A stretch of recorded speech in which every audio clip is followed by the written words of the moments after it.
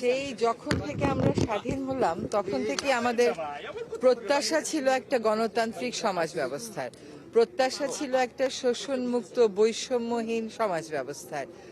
তো অনেক বছর পরে এখন আবার মনে হচ্ছে যে ওই জিনিসগুলো আমরা অ্যাচিভ করতে পারি নাই বলেই তো গণ অভ্যুত্থান হলো, পারি নাই বলেই তো বিপ্লবটা হলো।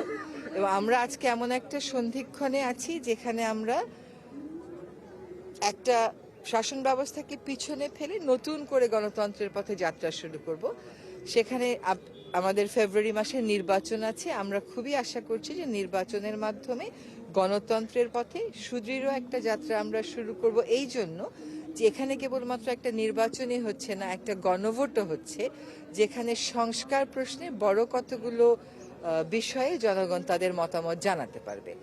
এখন তার উপর নির্ভর করে গণতন্ত্রের যাত্রাটা এবার পরিবর্তিত আকারে শুরু হতেই পারে। এটা তো সত্য কথা যে ৫৪ বছর পরেও যখন একটা গণ অভ্যুত্থান হতে হয়, তার অর্থ হচ্ছে ৭১-এর যে স্বপ্নটা আমাদের ছিল, যে বিশ্বাসটা আমাদের ছিল, যে প্রত্যাশাটা আমাদের ছিল, রাষ্ট্র সেই প্রত্যাশাটা পূরণ করতে পারেনি।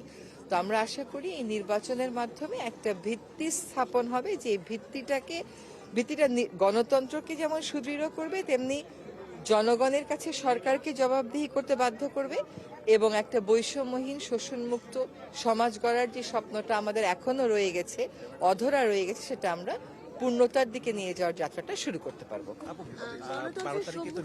যারা আসলে ভূমিকা রেখেছিল তাদের উপর যে আঘাত হয়েছে সেই বিষয়ে আসলে বাংলাদেশের রাজনীতিতে এটা একটা খুবই দুঃখজনক বিষয় যে আমাদের প্রতিপক্ষকে ঘায়েল করার জন্য অনেক সময় দেখা যায় যে আমরা যুক্তি দিয়ে, তর্ক দিয়ে না করে এই হত্যার চেষ্টাটাকে একটা অস্ত্র হিসেবে গ্রহণ করি। এটা অত্যন্ত নিন্দনীয় এবং কাপুরুষোচিত। এটার মধ্যে তো কোনো বীরত্ব নেই। আপনার যদি শক্তি থাকে, আপনি জনগণকে ফেস করেন, এবং জনগণকে ফেস কেমন করে করতে হয় একটা গণতান্ত্রিক রাষ্ট্রে, তো সেটা সকলেই জানে, সেটা সকলের কাছে স্পষ্ট। সেটা না করে প্রতিপক্ষকে ঘায়েল করার এই যে একটা রাজনৈতিক সংস্কৃতি চলে এসছে, এটা কোনোভাবেই নতুন বাংলাদেশে আর গ্রহণ করার তো কোনো সুযোগ দেখতে পাচ্ছি না। আমি একটা টেন্ডেন্সি খুব দেখি যে আপনারা ব্যর্থ কিনা, আপনারা সফল কিনা। একটা ১-১.৫ বছরের সরকারের ব্যর্থ আর সফলতার গল্পটা একটু অন্যভাবে বিচার করতে হবে। এই জন্য যে আমরা যখন রাষ্ট্র পরিচালনার দায়িত্বটা নিয়েছিলাম, তখন একেবারে ভেঙে পড়া একটা অবস্থান থেকে আমরা কাজটা শুরু করেছি।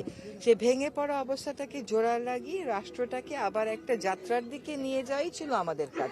আমরা সেই কাজটা করেছি। সেখানে আমি নিজেকে এই সরকারকে ব্যর্থ বা সফল কোনোটা বলারই কোনো সুযোগ দেখতে পাচ্ছি না।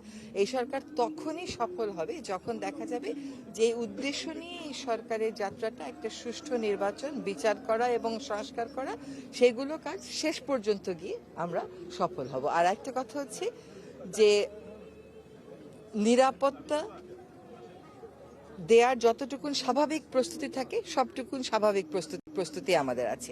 কিন্তু এখন দেখা যাচ্ছে সাম্প্রতিক সময়ের আঘাতটা দিয়ে যে স্বাভাবিক প্রস্তুতির চাইতেও বেশি কিছু আমাদেরকে নিতে হবে, কারণ প্রতিপক্ষ আরো বেশি সংগঠিত এবং সে পিছন দিক থেকে আঘাত করছে। এই যে পিছন দিক থেকে আঘাত, এটার বিপরীতে আমাদেরকে আরো বেশি ব্যবস্থা গ্রহণ করতে হবে এবং গ্রহণ করছি। আমরা নিরাপত্তা আরো জোরদার করছি।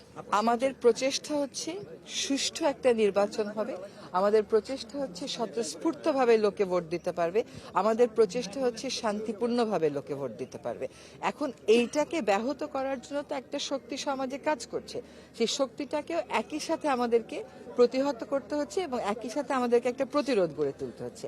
আমাদের প্রত্যাশার জায়গা থেকে আমরা বলে দিতে পারি যে আমরা শান্তিপূর্ণ, সুষ্ঠু, স্বতঃস্ফূর্ত একটা নির্বাচনের দিকে তাকাচ্ছি। অবশ্যই এটার বিপরীতে এখন দেখতে পাচ্ছি আরো বেশি প্রকট করে যে প্রতিপক্ষ যে আঘাতগুলো হানছে, সেগুলো আসলে রক্তাক্ত, একটা সংঘাতময়। সেটার জন্য আমাদেরকে এখন বাড়তি প্রস্তুতি নিতে হচ্ছে। কিন্তু একটা কথা বলা দরকার জনগণের উদ্দেশ্যে, যে আমাদেরকে জনগণকে ভীত করে ফেলার একটা প্রচেষ্টা চলছে। সরকারের দায়িত্ব হচ্ছে জনগণকে আশ্বস্ত করা, যাতে করে জনগণের মধ্যে ওই ভয়ের সংক্রমণটা না হয়। আমরা আমাদের জায়গা থেকে সাধ্যমতন সেই চেষ্টা করে যাচ্ছি।